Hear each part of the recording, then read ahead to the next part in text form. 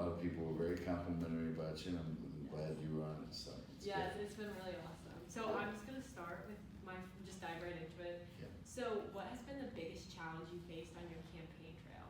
The amount of hours in a day and my physical health, because I had a lot of friends and folks in Dallas, but voters had no clue who I was. So I had to go to every event, and that's the way I do things. I just overkill it. So I was literally, it was the hardest thing I physically did because I only had 3 months from when I decided to winning the mayor's race.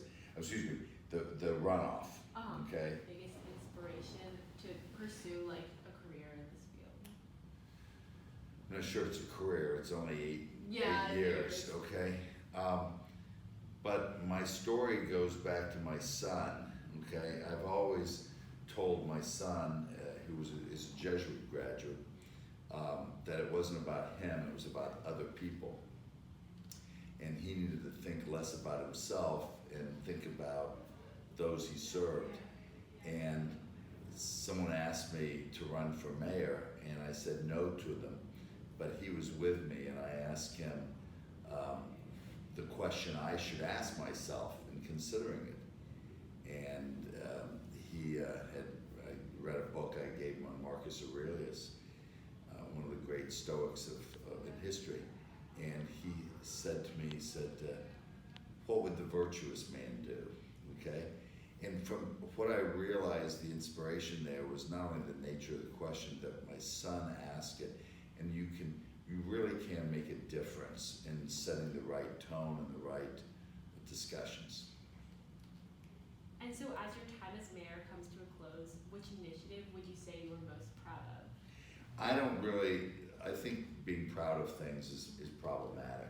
Hubris comes before the fall. The biggest initiative I took on, and the one that we've made significant progress on, is Southern Dallas.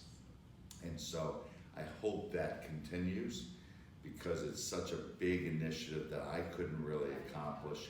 And I didn't accomplish anything, it was the city that accomplished it in the first place. And so Southern Dallas needs to stay our focus for the next couple of decades. And so what aspect of becoming mayor did you find most surprising? And did you find the role met your initial expectations? Yeah, I purposely had no expectations. I decided that I wasn't going to assume anything or think it was anything, because it was going to be different. That was good of me, okay? I assumed I was going to be learning fresh and new every day, and pretty much I did. The surprising thing was how intense people are about politics, okay? It's just everybody chill out, okay? The world's not going to come to an end, and especially elected people, the most important thing in the world is to get reelected. What was your favorite project to work on as mayor?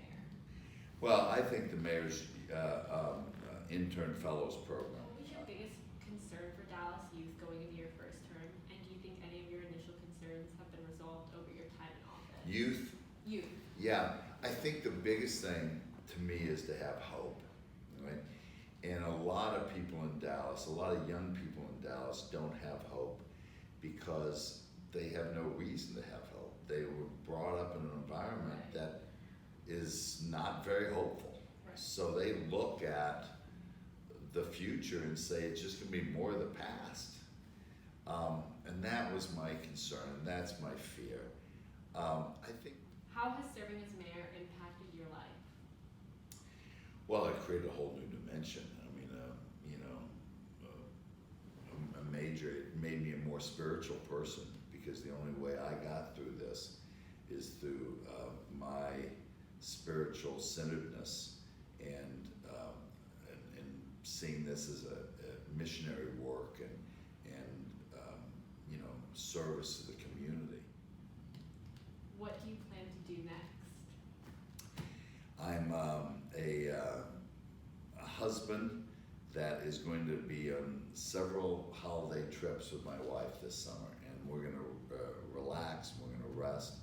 I'm a partner of a small private equity shop, and I'll go back and help small businesses grow.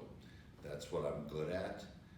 Dallas grew Yeah. while I was mayor, Yes. and we attracted a lot of businesses, so I know how to do that, and hopefully I can help some other people in different ways now. If you could give a piece of advice to a Dallas youth who are interested in pursuing leadership positions, what would it be? I would say, don't look to where you're gonna get your jollies. Stop worrying about meeting your dreams. Everybody says, you can do that. Go find out where you're going to learn the most. Go to a place where you're scared, okay? Okay. And power through that, right? The Japanese samurai believed that the most important enemy that they had to defeat was the dragon inside themselves. Looking back, what was the hardest adjustment you had to make becoming mayor? Hardest one? Adjustment you made from private sector.